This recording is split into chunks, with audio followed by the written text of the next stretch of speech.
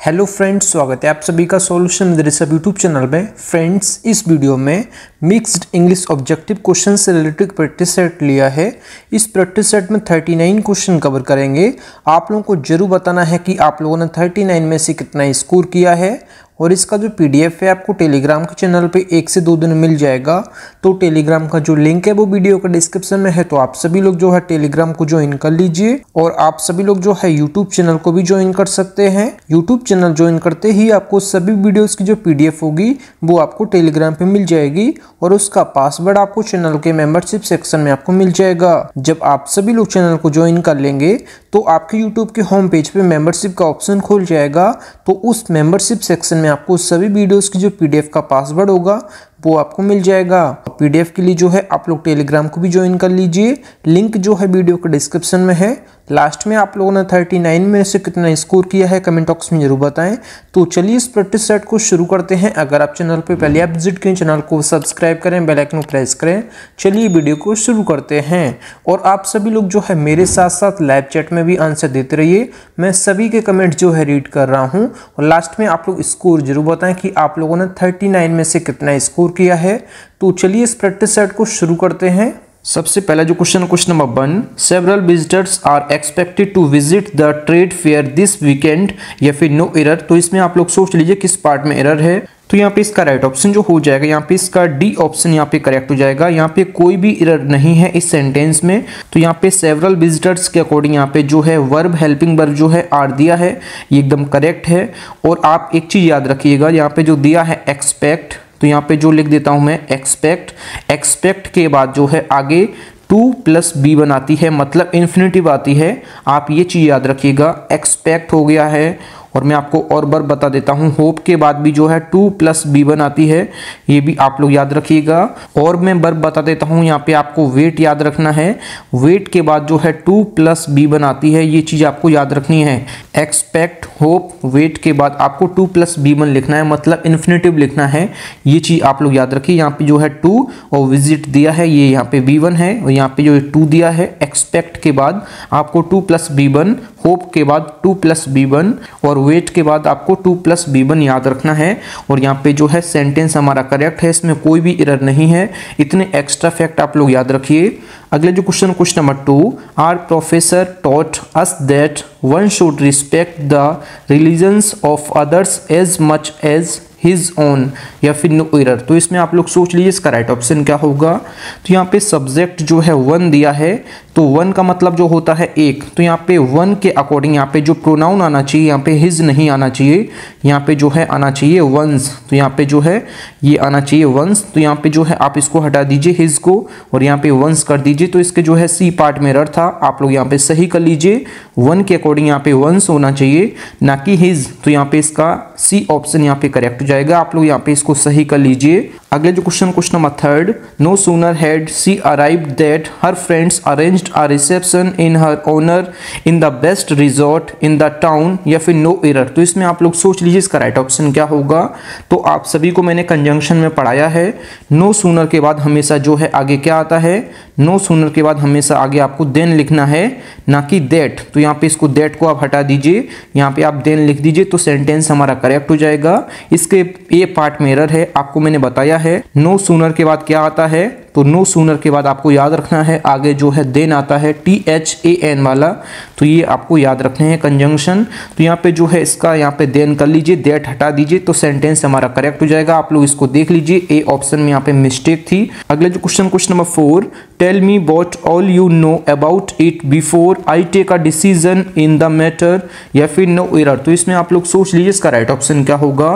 तो आगे जब डिसीजन के बारे में बात की जाए टेक के बाद, तो आपको प्रपोजिशन जो है ऑन फिल करना है, ना कि इन। तो यहाँ पे इसको आप इन हटा दीजिए और यहाँ पे ऑन कर दीजिए, तो सेंटेंस हमारा ये करेक्ट हो जाएगा।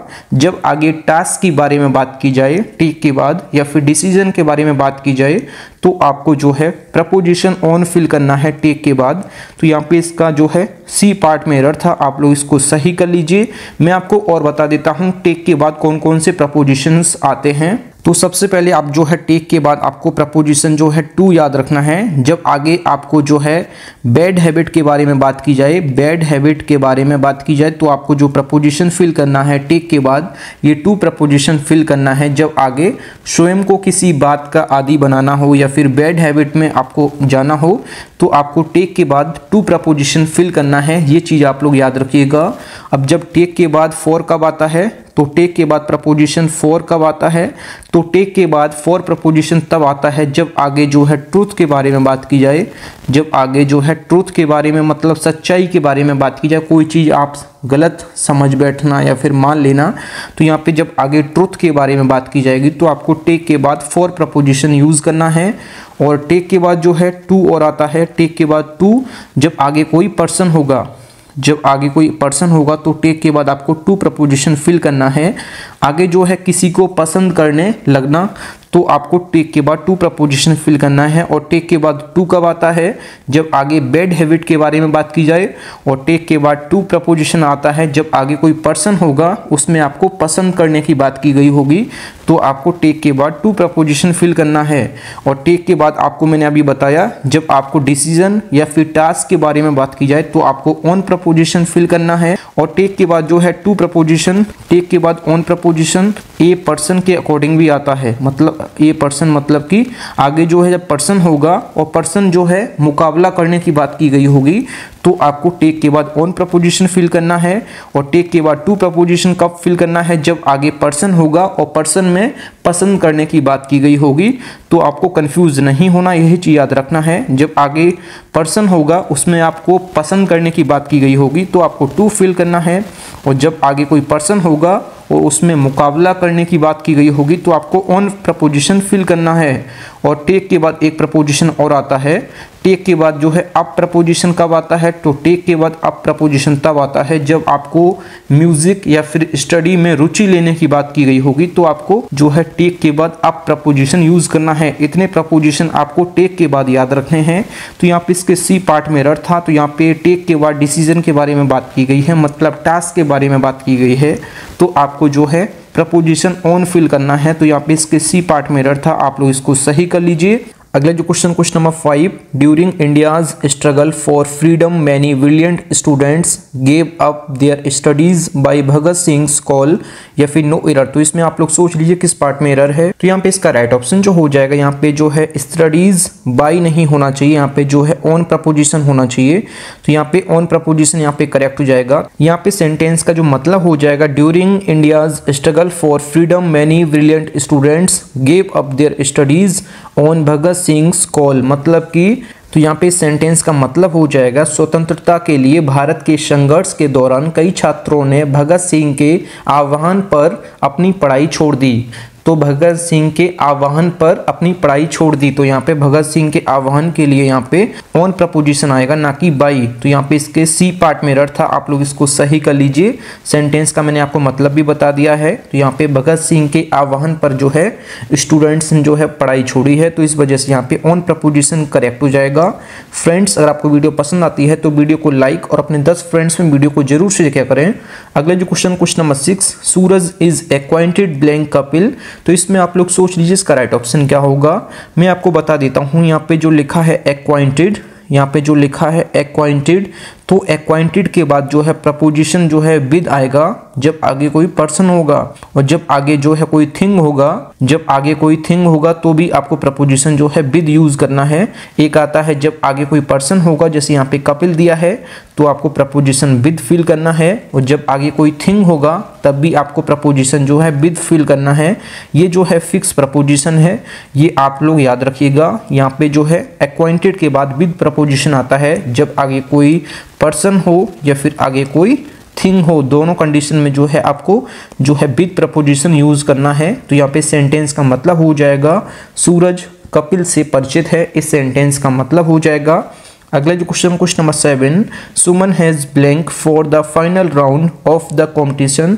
तो इसमें आप लोग सोच लीजिए इसका राइट ऑप्शन क्या होगा। तो यहाँ पे आप लोग सेंटेंस के अर्थ के अकॉर्डिंग आपको करेक्ट ऑप्शन चूज करना है।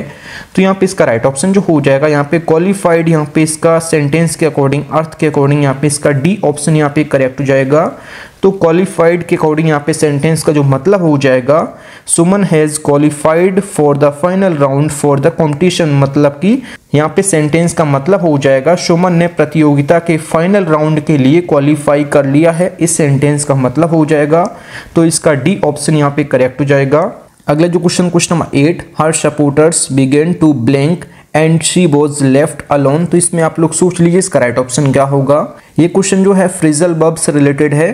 फ्रेजल वर्ब पे मैं ऑलरेडी वीडियो बना चुका हूं, अगर आपने वो नहीं देखे हैं तो इस वीडियो के डिस्क्रिप्शन में आपको लिंक मिल जाएगा, या फिर आप चैनल पे जाके भी फ्रेजल वर्ब की वीडियो आप चेक कर सकते हैं। आप लोग जो है यूट्यूब पे भी सर्च कर सकते हैं कि कोई भी आप टॉपिक डालिए और बाद में जो है बाय ऋषभ सर आप डाल दीजिए, तो मेरे जितने भी वीडियोज हैं आपको मिल जाएंगे। कोई सी भी वीडियो आप सर्च कर सकते हैं यूट्यूब पे, आप टॉपिक डालिए फिर उसके बाद बाय ऋषभ सर डाल दीजिए तो आपको वीडियोज मिल जाएंगी। तो यहाँ पे सेंटेंस में यहाँ पे फ्रेजल वर्ब कौन सा ऑप्शन करेक्ट हो जाएगा, तो यहाँ पे इसका बी ऑप्शन यहाँ पे करेक्ट हो जाएगा। फॉल अवे यहाँ पे इसका करेक्ट हो जाएगा। Her supporters began to fall away and she was left alone, मतलब कि उसके समर्थक पीछे हटने लगे और वह अकेली रह गई। तो यहाँ पे फॉल अवे का मतलब क्या होता है, तो फॉल अवे का मतलब होता है मतलब कि पीछे हटना। यहाँ पे फॉल अवे का मतलब है पीछे हटना। तो यहाँ पे सेंटेंस का मतलब हो जाएगा उसके समर्थक पीछे हटने लगे और वह अकेली रह गई, इस सेंटेंस का मतलब हो जाएगा। अगर बात की जाए यहाँ पे ए ऑप्शन में दिया है फॉल ओवर, तो फॉल ओवर का मतलब क्या होता है कि लड़खड़ाकर गिर जाना, लड़खड़ाकर गिर जाना फॉल ओवर होता है, ये आपको याद रखना है। और यहाँ पे जो दिया है सी ऑप्शन में फॉल ऑफ, फॉल ऑफ का मतलब क्या होता है, मतलब कि किसी चीज से गिर पड़ना। तो किसी चीज से गिर पड़ना, तो यहाँ पे फॉल ऑफ यूज करेंगे। और फॉल ऑन का मतलब क्या होता है, तो फॉल ऑन या फिर फॉल अपॉन, फॉल ऑन या फिर फॉल अपॉन का मतलब होता है कि आक्रमण करना या फिर किसी का सामना करना, तो उसके लिए यूज करते हैं फॉल ऑन। तो यहाँ पे फॉल अवे यहाँ पे करेक्ट हो जाएगा। यहाँ पे पीछे हटने की बात की गई है, उसके सपोर्टर्स जो हैं पीछे हटने लगे और वह अकेली रह गई, यहाँ पे सेंटेंस का मतलब हो जाएगा। अगला जो question number 9, no blank than 15 boys filled in a class of 40। तो इसमें आप लोग सोच लीजिए इसका राइट ऑप्शन क्या होगा। तो यहाँ पे लिटिल और लेस जो है ये अनकाउंटेबल नाउन के लिए यूज करते हैं, तो यहाँ पे ये तो गलत हो जाएगा, क्योंकि यहाँ पे 15 बॉयज और यहाँ पे 40 की बात की गई है, मतलब कि ये काउंटेबल के लिए बात की गई है। तो काउंटेबल के लिए जो है फ्यू और फ्यूअर यूज करते हैं। तो यहाँ पे आगे देन दिया है, मतलब कि यहाँ पे आपको कंपैरेटिव डिग्री यूज करना है। तो फ्यू का जो कंपैरेटिव डिग्री हो जाएगा ये फ्यूअर हो जाएगा, क्योंकि फ्यू अपने आप में जो है पॉजिटिव डिग्री है और फ्यूअर जो है कंपैरेटिव डिग्री है।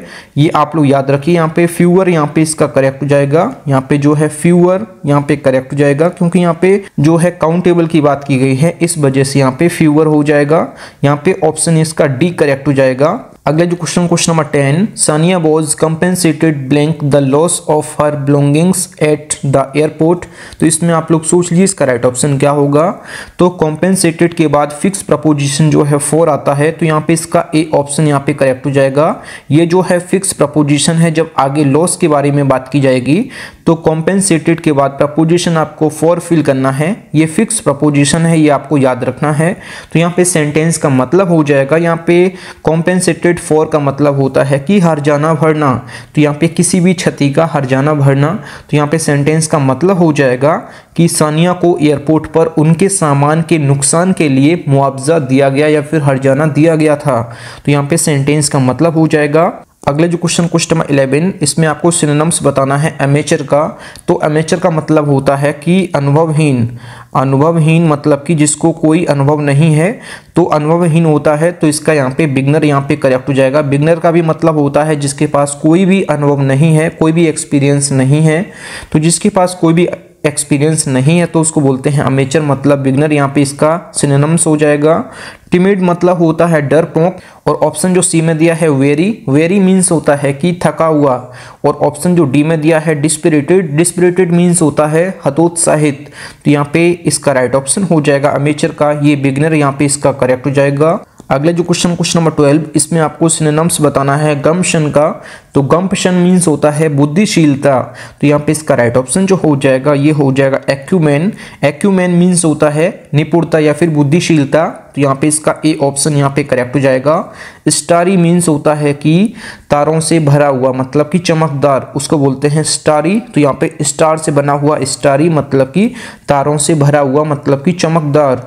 और ऑप्शन जो सी में दिया है फर्टाइल, फर्टाइल मीन्स होता है उपजाऊ, मतलब कि निष्फल, उपजाऊ। तो यहाँ पे फर्टाइल हो गया। और फेलो मीन्स होता है कि बंजर या फिर ऊसर, जिसमें आप खेती नहीं कर सकते हैं, जिसको ऊसर बोलते हैं गांव में, या फिर बंजर, तो फेलो उसको बोलते हैं। तो यहाँ पे इसका जो है गम्पशन का जो है एक्यूमेन, यहाँ पे इसका करेक्ट हो जाएगा सिनोनिम। अगला जो क्वेश्चन नंबर 13, इसमें आपको सिनोनिम्स ऑफ लैकोनिक बताना है। लैकोनिक मीन्स होता है कि संक्षिप्त, मतलब कि सारांश। तो यहाँ पे इसका राइट ऑप्शन जो हो जाएगा कंसाइज, यहाँ पे इसका करेक्ट हो जाएगा। लैकोनिक मीन्स होता है संक्षिप्त, मतलब कि छोटा। तो यहाँ पे कंसाइज, यहाँ पे इसका डी ऑप्शन यहाँ पे करेक्ट हो जाएगा। ऑप्शन जो ए में दिया है श्रूड, श्रूड मीन्स होता है कि धूर्त या फिर चतुर, श्रूड होता है धूर्त या फिर चतुर। और ऑप्शन जो बी में दिया है वीम, वीम मीन्स होता है मनमौजीपन। और ऑप्शन सी में दिया है क्लाइमैक्स, मतलब कि ऊंचा शिखर या फिर उत्कर्ष। तो यहाँ पे इसका कंसाइज, यहाँ पे इसका डी ऑप्शन यहाँ पे करेक्ट हो जाएगा लैकोनिक का सिनोनिम्स। अगले जो क्वेश्चन नंबर 14, इसमें आपको सिनोनिम्स ऑफ वैलिडिक्टरी बताना है। तो वैलिडिक्टरी मीन्स होता है कि आपको, मतलब कि अंतिम, मतलब विदाई का जो वचन होता है उसको बोलते हैं वैलिडिक्टरी, मतलब कि अंतिम, लास्ट। तो यहाँ पे इसका राइट ऑप्शन जो हो जाएगा टर्मिनल, यहाँ पे इसका करेक्ट हो जाएगा। टर्मिनल मीन्स होता है कि अंतिम या फिर विदाई का वचन। तो यहाँ पे इसका बी ऑप्शन यहाँ पे इसका करेक्ट हो जाएगा। ऑप्शन जो ए में दिया है हेजिटेंट, हेजिटेंट मीन्स होता है कि दुविधा में पड़ना। और ऑप्शन जो सी में दिया है रिडिक्यूल, रिडिक्यूल मीन्स होता है मजाक या फिर बेहुदा। और ऑप्शन जो डी में दिया है डिसेप्शन, डिसेप्शन मीन्स होता है कि कपट या फिर छल या फिर धोखा, उसको बोलते हैं डिसेप्शन। तो यहाँ पे इसका वैलिडिक्टरी का राइट ऑप्शन हो जाएगा टर्मिनल, जिसका मतलब होता है अंतिम या फिर विदाई का वचन। तो ऑप्शन यहाँ पे इसका बी करेक्ट हो जाएगा। अगले जो क्वेश्चन नंबर 15, सिनोनिम्स ऑफ डेन्यूमेंट।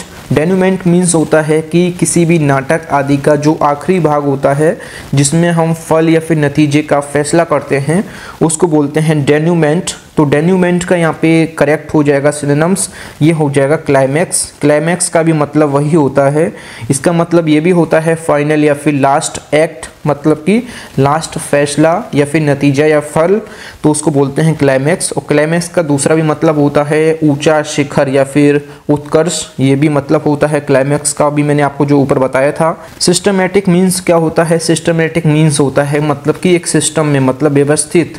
और ऑप्शन जो सी में दिया है इम्प्रॉपर, इम्प्रॉपर मीन्स होता है अशुद्ध। और ऑप्शन जो डी में दिया है ग्लोरियस, ग्लोरियस मीन्स होता है तेजस्वी या फिर महान, ग्रेट। तो यहाँ पे इसका क्लाइमैक्स, यहाँ पे इसका करेक्ट हो जाएगा। अगला जो क्वेश्चन नंबर 16, इसमें आपको एंटोनिम्स बताना है, मतलब कि विलोम शब्द बताना है। तो एंटोनिम्स ऑफ ब्यूकोलिक, तो ब्यूकोलिक शब्द जो है ये गांव की शांति से जुड़ा हुआ शब्द है, मतलब कि ग्राम्य की या फिर गांव की शांति से जुड़ा हुआ शब्द है ब्यूकोलिक। तो ब्यूकोलिक का जो उल्टा हो जाएगा, मतलब कि विलोम शब्द हो जाएगा। तो यहाँ पे इसका राइट ऑप्शन जो हो जाएगा फियरस, यहाँ पे इसका करेक्ट हो जाएगा। फियरस मीन्स होता है कि भयंकर या फिर उग्र या फिर क्रूर। तो यहाँ पे ब्यूकोलिक शब्द जो है गाँव की शांति से जुड़ा हुआ है। तो यहाँ पे फियरस मीन्स होता है उग्र या फिर भयंकर या फिर क्रूर। तो यहाँ पे इसका डी ऑप्शन यहाँ पे करेक्ट हो जाएगा। ऑप्शन जो ए में दिया है रस्टिक, रस्टिक मीन्स होता है देहाती, आपको सभी को पता होगा, ये मैंने काफी और बताया आपको। डल मीन्स होता है ढीला, सुस्त या फिर भद्दा। और ऑप्शन जो सी में दिया है ट्रैंक्विल, ट्रैंक्विल मीन्स होता है शांत, मतलब कि जो एकदम शांत होता है। तो यहाँ पे इसका राइट ऑप्शन हो जाएगा, ये हो जाएगा फियरस, ऑप्शन यहाँ पे डी करेक्ट हो जाएगा। अगले जो क्वेश्चन नंबर 17, इसमें आपको एंटोनिम्स बताना है। कंपेंडियम, कंपेंडियम मीन्स होता है कि सार, मतलब कि समरी, जिसको सारांश बोलते हैं, मतलब कि छोटा। तो यहाँ पे इसका राइट ऑप्शन जो हो जाएगा, इसका उल्टा जो हो जाएगा ये हो जाएगा एक्सपेंशन। ऑप्शन यहाँ पे जो है इसका ए करेक्ट हो जाएगा। कंपेंडियम मीन्स होता है सार या फिर समरी, तो यहाँ पे इसका हो जाएगा उल्टा, मतलब कि विलोम हो जाएगा, ये हो जाएगा एक्सपेंशन, मतलब कि विस्तार या फिर फैलाव। तो यहाँ पे इसका ए करेक्ट हो जाएगा। ऑप्शन जो बी में दिया है रेफरेंस, रेफरेंस मीन्स होता है संदर्भ, मतलब कि छोटा। ऑप्शन जो सी में दिया है प्रेसिस, प्रेसिस मीन्स होता है संक्षिप्त, मतलब कि छोटा। और ऑप्शन जो डी में दिया है आउटलाइन, आउटलाइन मीन्स होता है रूपरेखा या फिर सारांश। तो यहाँ पे कंपेंडियम का राइट ऑप्शन हो जाएगा एक्सपेंशन, यहाँ पे इसका ए करेक्ट हो जाएगा। अगला जो क्वेश्चन नंबर 18, इसमें आपको एंटोनिम्स बताना है चास्टाइज का। तो चास्टाइज का मतलब होता है दंड देना। तो यहाँ पे इसका राइट ऑप्शन हो जाएगा प्रेज, मतलब कि प्रशंसा करना या फिर बड़ाई करना। तो यहाँ पे विलोम शब्द हो जाएगा चास्टाइज का, यह हो जाएगा प्रेज मतलब कि प्रशंसा करना। और चास्टाइज मीन्स होता है दंड देना, तो यहाँ पे इसका ये उल्टा हो जाएगा। रेसिस्ट मीन्स होता है कि विरोध मतलब कि बाधा, मतलब कि किसी के काम में बाधा उत्पन्न करना। और प्रेफर मीन्स होता है पसंद करना। डी ऑप्शन में जो दिया है रिपेल, रिपेल मीन्स होता है पीछे हटना। तो यहाँ पे चास्टाइज का राइट ऑप्शन हो जाएगा प्रेज, यहाँ पे करेक्ट हो जाएगा। अगला जो क्वेश्चन नंबर 19, इसमें आपको एंटोनिम्स ऑफ डोंट, मतलब कि यहाँ पे डोंट मीन्स होता है भयभीत करना या फिर धमकाना। तो यहाँ पे इसका उल्टा हो जाएगा, मतलब कि इसका मतलब विलोम शब्द हो जाएगा, ये हो जाएगा इनकरेज, मतलब कि आपको इनकरेज मतलब होता है हिम्मत बढ़ाना। और यहाँ पे डोंट मतलब होता है भयभीत करना या फिर धमकाना। तो यहाँ पे इसका बी ऑप्शन यहाँ पे इसका करेक्ट हो जाएगा। रिजॉइस मतलब होता है, ए ऑप्शन में जो दिया है रिजॉइस, रिजॉइस मीन्स होता है आनंद उठाना। ऑप्शन जो सी में दिया है डिक्रीज, डिक्रीज मीन्स होता है मतलब घटाना। और ऑप्शन जो डी में दिया है डिस्कार्ड मीन्स होता है खारिज करना। तो यहाँ पे डोंट का इनकरेज यहाँ पे इसका उल्टा हो जाएगा। अगला जो क्वेश्चन नंबर 20, इसमें आपको एंटोनिम्स बताना है ऑब्लिवियस का। ऑब्लिवियस मीन्स होता है भुलक्कड़ या फिर बेखबर। तो यहाँ पे इसका उल्टा हो जाएगा, इसका जो विलोम शब्द हो जाएगा ये हो जाएगा कॉन्शियस, मतलब कि जागरूक। तो यहाँ पे इसका सी ऑप्शन यहाँ पे करेक्ट हो जाएगा। ऑब्लिवियस मीन्स होता है बेखबर या फिर भुलक्कड़, तो यहाँ पे कॉन्शियस मतलब होता है जागरूक। तो यहाँ पे इसका सी ऑप्शन यहाँ पे करेक्ट हो जाएगा। हिडियस मीन्स होता है भयंकर। और ऑप्शन बी में दिया है विक्टोरियस मीन्स होता है विजयी। और ऑप्शन जो डी में दिया है एडवांटेजेस, एडवांटेजेस मीन्स होता है लाभदायक या फिर फायदेमंद। तो यहाँ पे इसका राइट ऑप्शन हो जाएगा कॉन्शियस, यहाँ पे इसका डी सी ऑप्शन यहाँ पे करेक्ट हो जाएगा, मतलब होता है जागरूक। और ऑब्लिवियस मीन्स होता है भुलक्कड़ या फिर बेखबर, तो ऑप्शन यहाँ पे सी करेक्ट हो जाएगा। अगले जो question number 21, an iron will means, तो इस इडियम का जो मतलब हो जाएगा आप लोग पहले सोच लीजिए इसका राइट ऑप्शन क्या होगा। तो एन आयरन विल मीन्स होता है स्ट्रॉन्ग विल पावर, मतलब कि मजबूत इच्छा शक्ति। तो यहाँ पे इसका राइट ऑप्शन हो जाएगा आ फिर्म ओपिनियन। ऑप्शन यहाँ पे जो है इसका डी करेक्ट हो जाएगा। एन आयरन विल मीन्स होता है स्ट्रॉन्ग विल पावर, मतलब कि मजबूत इच्छा शक्ति। आ फिर्म ओपिनियन, ऑप्शन यहाँ पे डी करेक्ट हो जाएगा। अगले जो question number 22, gate into a soup means, तो इस इडियम का जो मतलब हो जाएगा आप लोग पहले सोच लीजिए इसका राइट ऑप्शन क्या होगा। तो get into a soup means होता है to be in a dangerous situation या फिर डिफिकल्ट सिचुएशन। तो यहाँ पे इसका राइट ऑप्शन हो जाएगा, ऑप्शन यहाँ पे ए करेक्ट हो जाएगा। टू मेक थिंग्स डिफिकल्ट, मतलब कि to be in a difficult situation या फिर डेंजरस सिचुएशन, मतलब कि परेशानी या फिर संकट में फंसना।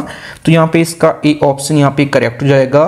अगला जो question number 23, haul over the coals means, तो इस इडियम का जो मतलब हो जाएगा आप लोग पहले सोच लीजिए इसका राइट ऑप्शन क्या होगा। तो हाउल ओवर द कोल्स मतलब होता है to scold badly for any mistake, मतलब कि किसी की गलती पर बुरी तरह से डांटना। तो यहाँ पे इसका राइट ऑप्शन हो जाएगा टू स्कोल्ड, ऑप्शन यहाँ पे जो है सी करेक्ट हो जाएगा।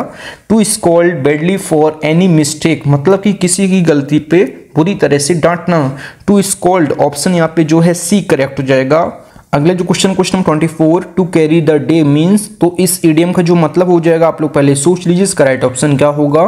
तो टू कैरी द डे का मतलब होता है टू सक्सीड, मतलब कि सफल होना। तो यहाँ पे इसका डी ऑप्शन यहाँ पे करेक्ट हो जाएगा। टू कैरी द डे मतलब होता है टू सक्सीड, मतलब कि सफल होना। ऑप्शन यहाँ पे डी करेक्ट हो जाएगा। अगले जो क्वेश्चन नंबर 25, इसमें आपको गो ओवर का मतलब बताना है। तो गो ओवर का मतलब क्या हो जाएगा। गो ओवर का मतलब होता है आलोचना करना या फिर पुनर्विचार करना, मतलब कि रिव्यू। ऑप्शन यहाँ पे जो है इसका बी करेक्ट हो जाएगा। गो ओवर मीन्स रिव्यू या फिर आलोचना करना या फिर पुनर्विचार करना। ऑप्शन यहाँ पे बी ऑप्शन यहाँ पे करेक्ट हो जाएगा। अगला जो question number 26, Neha balls too clever to see through Rohan's tricks. तो इसमें आप लोग सोच लीजिए कि इस पार्ट में जो है क्या मिस्टेक है। तो आप लोग यहाँ पे ऑप्शन देख लीजिए कि कौन सा ऑप्शन यहाँ पे करेक्ट होगा। तो यहाँ पे इसका राइट ऑप्शन जो हो जाएगा यहाँ पे इसका सी ऑप्शन यहाँ पे करेक्ट हो जाएगा। सी रोहन्स ट्रिक्स, ऑप्शन यहाँ पे सी करेक्ट हो जाएगा। यहाँ पे इस पार्ट की यहाँ पे कोई जरूरत नहीं है, सी के बाद यहाँ पे थ्रू गलत है। तो यहाँ पे इसका सेंटेंस का मतलब हो जाएगा इतनी क्लेवर है कि रोहन के ट्रिक्स को नहीं समझ सकती। इस सेंटेंस का मतलब हो जाएगा तो सी रोहन्स ट्रिक्स, ऑप्शन यहाँ पे जो है सी करेक्ट हो जाएगा। अगला जो question number 27, he has been working off and on for several years on this theory. तो इसमें आप लोग सोच लीजिए इसका राइट ऑप्शन क्या होगा। तो यहाँ पे ऑफ एंड ऑन या फिर ऑन एंड ऑफ दोनों यहाँ पे इसके करेक्ट हैं। तो यहाँ पे इसका सी ऑप्शन और यहाँ पे इसका डी ऑप्शन दोनों ऑप्शन यहाँ पे करेक्ट हो जाएंगे, क्योंकि यहाँ पे आप कोई भी इंप्रूवमेंट नहीं करेंगे, मतलब नो इंप्रूवमेंट, तब भी यहाँ पे सही है। या फिर ऑन पहले कर दो या फिर ऑफ बाद में कर दीजिए, तब भी सेंटेंस हमारा करेक्ट है। तो यहाँ पे सी और डी दोनों ऑप्शन यहाँ पे करेक्ट हो जाएंगे। यहाँ पे दोनों का जो मतलब होता है ऑफ एंड ऑन का, ये होता है लगातार नहीं, मतलब कि रुक रुक कर, कोई भी चीज रुक रुक कर, मतलब कि लगातार नहीं है, मतलब कि रुक रुक कर है। तो ये इसको बोलते हैं ऑफ एंड ऑन या फिर ऑन एंड ऑफ। तो यहाँ पे इसका सी और डी दोनों ऑप्शन यहाँ पे करेक्ट हो जाएंगे। एग्जाम में आपको ऐसा देखने को नहीं मिलेगा कि आपको दो ऑप्शन टिक करने हों, क्योंकि यहाँ पे जो है एक ऑप्शन आपको देखने को मिलेगा, यहाँ पे जो है ये ऑप्शन आपको देखने को नहीं मिलता। अगर ये क्वेश्चन आपको एग्जाम में देखने को मिलता तो यहाँ पे मैंने आपको बताने के लिए दोनों लिखे हुए हैं। अगला जो question number 28, I am definitely late, the bus will have left the bus stop by the time I reach there. तो इसमें आप लोग सोच लीजिए इसका राइट ऑप्शन क्या होगा।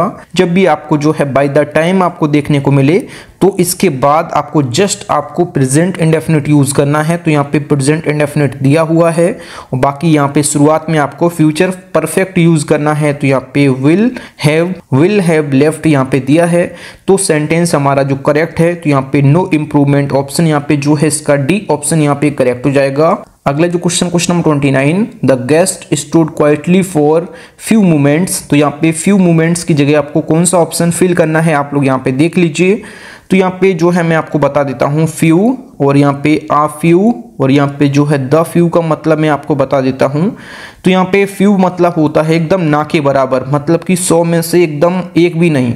और जहाँ पे एक फ्यू का मतलब होता है मतलब कि कुछ, मतलब कि 100 में से 15-20, तो उसको बोलते हैं मतलब कि यहाँ पे जो है आ फ्यू मतलब होता है कुछ, मतलब पूरे में से कुछ। और यहाँ पे इसका मतलब होता है द फ्यू का कि जितने हैं उसमें से पूरे।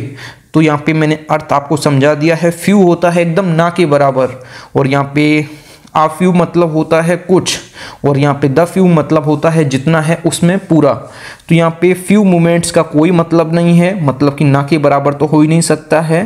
तो यहाँ पे आ फ्यू मोमेंट्स यहाँ पे इसका करेक्ट हो जाएगा, मतलब कि कुछ मूवमेंट। तो ऑप्शन यहाँ पे ए ऑप्शन यहाँ पे करेक्ट हो जाएगा। अगला जो question number 30, government by a few people, मतलब कि a small group of people having controlled of a country or organisation or institution, मतलब कि जिसको आप बोलते हैं चंद लोगों की सरकार। तो यहाँ पे इसका राइट ऑप्शन जो हो जाएगा ओलिगार्ची ऑप्शन यहाँ पे जो है बी ऑप्शन यहाँ पे करेक्ट हो जाएगा। ओलिगार्ची ऑप्शन यहाँ पे जो है बी ऑप्शन यहाँ पे करेक्ट हो जाएगा, मतलब कि अल्प जनतंत्र बोलते हैं जिसको कुलीन तंत्र बोलते हैं, चंद लोगों की सरकार। A small group of people having control for a country or organisation or institution, उसको बोलते हैं ओलिगार्ची। ऑप्शन यहाँ पे जो है बी ऑप्शन यहाँ पे करेक्ट हो जाएगा। अगला जो question number 31, the state of living unmarried, मतलब कि the state of abstaining from marriage and sexual relations. तो यहाँ पे इसका राइट ऑप्शन हो जाएगा सेलिवेसी मीन्स होता है कि अविवाहित जीवन, मतलब जिसको ब्रह्मचार्य बोलते हैं, जो मतलब मैरिज मतलब कि शादी या फिर सेक्सुअल रिलेशंस से दूर रहता है उसको बोलते हैं सेलिवेसी, मतलब कि अविवाहित जीवन जिसको ब्रह्मचार्य बोलते हैं।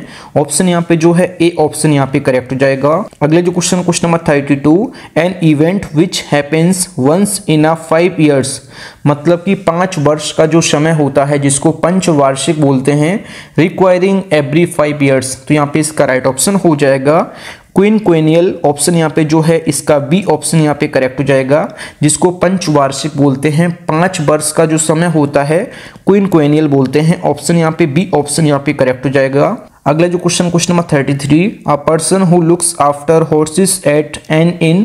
तो इसमें आप लोग सोच लीजिए इसका राइट ऑप्शन क्या होगा। एक व्यक्ति जो एक सराय में घोड़ों की देखभाल करता है उसको बोलते हैं ओस्लर। ऑप्शन यहाँ पे जो है इसका सी ऑप्शन यहाँ पे करेक्ट हो जाएगा। अगला जो question number 34, to struggle helplessly मतलब कि असहाय रूप से संघर्ष करना, मतलब कि कीचड़ में तड़फड़ाना।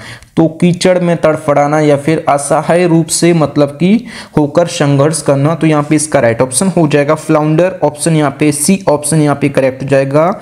फ्लाउंडर ही होता है जिसको बोलते हैं कीचड़ में तड़फड़ाना, मतलब कि असहाय होकर संघर्ष करना।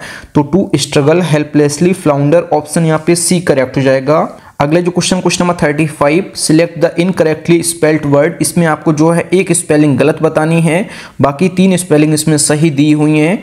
तो यहाँ पे सबसे पहले ए ऑप्शन चेक कर लेते हैं। यहाँ पे दिया है एडहेरेंट। एडहेरेंट मीन्स होता है क्या, ये होता है समर्थक। यहाँ पे स्पेलिंग एकदम करेक्ट दी हुई है। और ऑप्शन जो बी में दिया है एरोनॉट, एरोनॉट की स्पेलिंग यहाँ पे गलत दी हुई है। तो यहाँ पे इसका बी ऑप्शन यहाँ पे करेक्ट हो जाएगा। इसमें आपको गलत स्पेलिंग बतानी थी, तो यहाँ पे इसका बी ऑप्शन यहाँ पे करेक्ट हो जाएगा। एरोनॉट की स्पेलिंग जो होती है AERONAUT, ये स्पेलिंग होती है एरोनॉट की।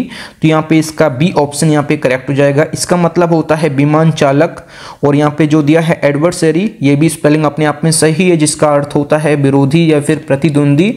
और ऑप्शन जो डी में दिया है एडमिसिबल, एडमिसिबल की स्पेलिंग यहाँ पे करेक्ट है, जिसका अर्थ होता है स्वीकार्य, ये भी स्पेलिंग करेक्ट है। यहाँ पे एरोनॉट की स्पेलिंग जो है बी ऑप्शन में गलत दी हुई थी, इसको आप लोग यहाँ पे देख लीजिए, सही स्पेलिंग दी है। ऑप्शन यहाँ पे बी ऑप्शन यहाँ पे करेक्ट हो जाएगा। अगले जो question number 36, select the incorrectly spelled word. इसमें भी आपको गलत स्पेलिंग बतानी है। तो यहाँ पे 3 ऑप्शन यहाँ पे करेक्ट होंगे, मतलब कि यहाँ पे एक ऑप्शन यहाँ पे जो है गलत स्पेलिंग दी हुई होगी। तो यहाँ पे इसका डी ऑप्शन यहाँ पे करेक्ट हो जाएगा। तो यहाँ पे जो अटेंडेंस की स्पेलिंग है ये गलत है। अटेंडेंस की स्पेलिंग जो होती है ATTENDANCE, ये स्पेलिंग होती है अटेंडेंस की। यहाँ पे जो है आप लोग देख लीजिए। और ऑप्शन जो ए में दिया है पैसेंजर मीन्स होता है यात्री, स्पेलिंग एकदम करेक्ट है। क्वेरल्ड की स्पेलिंग यहाँ पे जो है गलत है। क्वेरल्ड की स्पेलिंग जो होती है ये क्या होती है, QUARRELLED, ये स्पेलिंग होती है। यहाँ पे जो है टाइपिंग में मिस्टेक है, आप लोग यहाँ पे इसको सही कर लीजिए। ये स्पेलिंग होती है क्वेरल्ड की। तो यहाँ पे जिसका मतलब होता है कि मतलब कि झगड़ा, तो यहाँ पे स्पेलिंग आप लोग देख लीजिए। यहाँ पे टाइपिंग में मिस्टेक की वजह से 2 ऑप्शन में स्पेलिंग गलत दी हुई है। और रेमिटेंस की स्पेलिंग भी आप लोग देख लीजिए। रेमिटेंस मतलब होता है प्रेषक, तो यहाँ पे स्पेलिंग आप लोग देख लीजिए, एकदम करेक्ट दी हुई है। यहाँ पे बी और डी में गलत दी हुई है, तो मैंने आपको दोनों स्पेलिंग करेक्ट बता दी हैं। अगला जो question number 37, select the incorrectly spelled word. इसमें भी आपको जो है गलत स्पेलिंग बतानी है। तो यहाँ पे गलत स्पेलिंग जो है ए ऑप्शन में दिया है। ब्यूटिशियन की जो स्पेलिंग होती है BEAUTICIAN, ये होती है ब्यूटिशियन की सही स्पेलिंग। आप लोग यहाँ पे देख लीजिए, ब्यूटिशियन की सही स्पेलिंग ये होती है। यहाँ पे जो है गलत स्पेलिंग पूछा था, ऑप्शन यहाँ पे ए करेक्ट हो जाएगा। बाइलिंगुअल की स्पेलिंग करेक्ट है। यहाँ पे बाइलिंगुअल मीन्स होता है क्या, बाइलिंगुअल मीन्स होता है द्विभाषिक। और यहाँ पे सी दिया है बारबेरियन, बारबेरियन मीन्स होता है जंगली। और यहाँ पे बलून मीन्स होता है गुब्बारा। ब्यूटिशियन मीन्स होता है कॉस्मेटिक्स का जो बैग होता है उसको बोलते हैं ब्यूटिशियंस। तो यहाँ पे स्पेलिंग आप लोग देख लीजिए, ये स्पेलिंग यहाँ पे गलत है, ये स्पेलिंग यहाँ पे सही है, आप इसको देख लीजिए। अगला जो question number 38, select the incorrectly spelled word. इसमें भी आपको जो है गलत स्पेलिंग बतानी है। तो यहाँ पे इसका राइट ऑप्शन जो हो जाएगा एमेनिसिपेशन, यहाँ पे जो है स्पेलिंग गलत दी हुई है। एमेनिसिपेशन की स्पेलिंग जो होती है EMANCIPATION, ये होती है इमेंसिपेशन की स्पेलिंग। इसका मतलब होता है मुक्ति या फिर उद्धार, ये स्पेलिंग है। एम्बेरसमेंट की स्पेलिंग एकदम करेक्ट दी हुई है, आप लोग यहाँ पे देख लीजिए। डबल R और डबल S आता है एम्बेरसमेंट में, मतलब कि शर्मिंदगी, जिसका मतलब होता है। ऑप्शन जो बी में दिया है एग्जेस्पेरेशन, एग्जेस्पेरेशन मीन्स होता है गुस्सा या फिर क्रोध। ऑप्शन जो डी में दिया है फर्मेंटेशन, फर्मेंटेशन मीन्स होता है उबाल या फिर किड़वन। तो यहाँ पे ये स्पेलिंग एकदम करेक्ट है। यहाँ पे जो है आप लोग स्पेलिंग देख लीजिए। इमेंसिपेशन की स्पेलिंग यहाँ पे गलत दी हुई थी, तो इसको आप लोग सही कर लीजिए, ये स्पेलिंग है करेक्ट। इसका मतलब होता है मुक्ति या फिर उद्धार। अगला जो question number 39, select the incorrectly spelled word. इसमें आपको गलत स्पेलिंग बतानी है। 3 स्पेलिंग इसमें सही दी हुई है, एक स्पेलिंग जो है गलत दी हुई है। उस गलत स्पेलिंग को आपको बताना है कमेंट बॉक्स में कि कौन सी स्पेलिंग यहाँ पे गलत है और उसकी सही स्पेलिंग क्या हो जाएगी। आप लोगों को इसका आंसर कमेंट करके बताना है क्वेश्चन नंबर 39 का कि यहाँ पे राइट ऑप्शन इसका क्या हो जाएगा। थैंक यू फ्रेंड्स, आप लोगों ने जो है 38 में से कितना स्कोर किया है और क्वेश्चन नंबर 39 का आंसर आप लोगों को कमेंट बॉक्स में बताना है कि इसका राइट ऑप्शन क्या हो जाएगा। फ्रेंड्स, अगर आपको वीडियो पसंद आई है तो वीडियो को लाइक और अपने 10 फ्रेंड्स में वीडियो को जरूर शेयर करें। अगर आप चैनल पे पहले आप विजिट किए, चैनल जरूर सब्सक्राइब करें। मिलते हैं न्यू वीडियो में, तब तक के लिए जय हिंद, वंदे मातरम।